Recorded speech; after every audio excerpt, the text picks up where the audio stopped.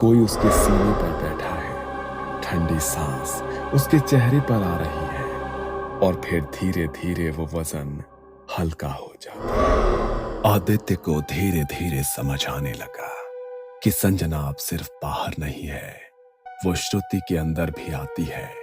कभी कभी श्रुति आदित्य से ऐसी बातें करती जो सिर्फ संजना जानती थी। एक शाम आदित्य ने बस यूं ही कहा, वो पुराना लाल दुपट्टा कहाँ है जो तुमने हमारी पहली दिवाली पर पहना था?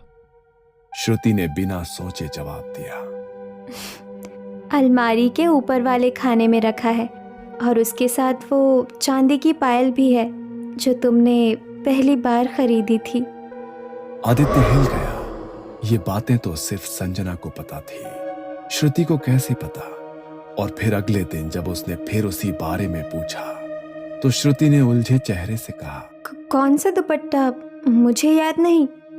उसकी आंखों में उस वक्त सिर्फ मासूमियत थी। यानी कल रात जो जवाब दे रही थी वो श्रुति नहीं संजना थी? इसी बीच घर वालों ने उनकी शादी की बात पक्की कर दी। सबको लगा कि ये दोनों अब एक दूसरे के बिना रह नहीं सकते। लेकिन शादी की तारीख जैसे जैसे पास आती, अजीब रुकावटें आने लगी। एक बार कार्ड छपते छपते प्रिंटिंग मशीन में आग लग गई। दूसरी बात, पंडित जी अचानक बीमार पड़ गए और मुहूर्त बदलना पड़ा। आखिरकार तमाम बाधाओं के बाद उनकी शादी हो गई। पर शादी के दिन भी जब आदित्य ने फेरे के वक्त श्रुति का हाथ पकड़ा तो उसकी हथेली बर्फ जैसी ठंडी थी। श्रुति ने धीरे से उसकी ओर देखा और होठों पर वही मुस्कान थी, वो मुस्कान जो सिर्फ संजना की थी। शादी के बाद शुरुआती दिनों में सब कुछ ठीक लग रहा था। श्रुति घर के काम संभालने लगी।